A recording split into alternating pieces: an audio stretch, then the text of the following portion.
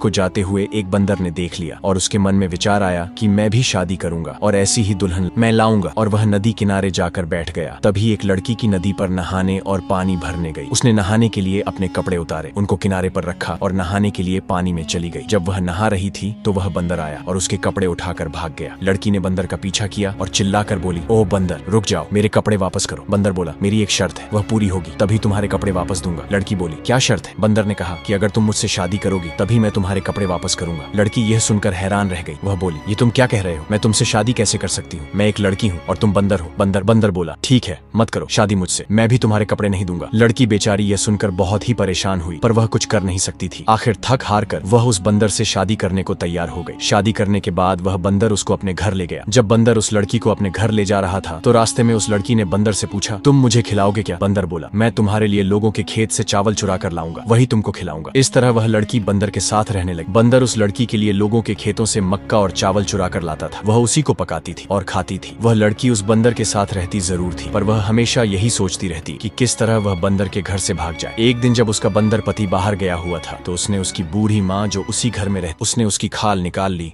और खुद उसको पहनकर बैठ गई। जब बंदर घर वापस आया तो उसने माँ को देखकर उससे पूछा, माँ, मेरी पत्नी कहाँ है? उसकी पत्नी जो उसकी माँ बनी बैठी थी बोली, बेटा, मुझे क्या मालूम तेरी पत्नी कहाँ है, कहीं भाग गई होगी। ये सुनकर बंदर पति बहुत गुस्सा हुआ और बोला, तुमको नहीं पता कि मेरी पत्नी कहाँ भाग गई? अच्छा तो ये है कि तुम भी भाग जाओ। और उसने उसको डंडे से कई बार पीटा। लड़की यह सुनकर बहुत खुश हुई और बोली, ठीक है, यदि तुम मुझे इस घर में नहीं देखना चाहते तो मैं अभी इस घर से चली जाती हूँ। और यह कहकर वह लड़की जितनी तेज भाग सकती थी उतनी तेज वहाँ से भाग ली। भागते भागते वह अपने भाइयों के घर पहुंची और सारा हाल उसने अपने भाइयों को बताया। यह सब सुनकर उसके भाई भी बहुत गुस्सा हुए और बहन के बंदर पति को अपनी बंदूक से गोली मारने चल दिए। वह बंदर पति उनको कहीं मिला ही नहीं, सो वे उसको बिना मारे ही वापस लौट आए। कुछ दिनों बाद उस लड़की के बच्चा हुआ। अब था तो वह बंदर का बच्चा ही ना, इसीलिए वह बंदर जैसा ही था। लड़की के भाइयों को अपनी बहन का यह बंदर बच्चा फूटी आंख नहीं भाता था। वे उसको मारना चाहते थे, मगर लड़की का तो वह अपना बच्चा था, इसलिए वह उनको उसे मारने नहीं देती थी। धीरे धीरे वह बंदर बच्चा बड़ा हो गया। एक दिन उसकी माँ ने कहा, मेरे बेटे, अब तू बड़ा हो गया है, अब तुझे जंगल चले जाना चाहिए और अपने पिता के पास ही रहना चाहिए। यह सुनकर वह बंदर बच्चा जंगल चल दिया। वह पहाड़ियों के पास आराम करता था, पेड़ों पर चढ़ता था, पर बोलता नहीं था। जिस दिन वह बंदर बच्चा जंगल की तरफ चला, उसके जाने के कुछ देर बाद ही उसकी माँ ने जिन मशीन से कपास साफ करनी शुरू की। जब उस मशीन की आवाज बंदर बच्चे के कानों में पड़ी तो वह बोला, ओह, मेरी माँ अकेली कपास साफ कर रही है। यह सोचकर वह बहुत दुखी हो गया और तुरंत ही घर की तरफ दौड़ चला। जब उसका बेटा घर आया तो वह उसको देखकर तो बहुत खुश हुई, पर फिर जंगल भेजने पर मजबूर हो गई। अगले दिन उसने फिर बंदर बच्चे को जंगल भेज दिया और उस दिन उसने कपास साफ करने वाली मशीन नहीं चलाई। सो बंदर का बच्चा भी जब पेड़ पर चढ़ा तो उसे जिन की आवाज नहीं सुनाई दी और वह फिर हमेशा के लिए जंगल की तरफ चला गया और वह बहुत उदास रहने लगा। तभी एक बंदर ने पूछा कि तुम इतने उदास क्यों हो? उसने रोते हुए अपनी सारी बात बताई। तभी पेड़ के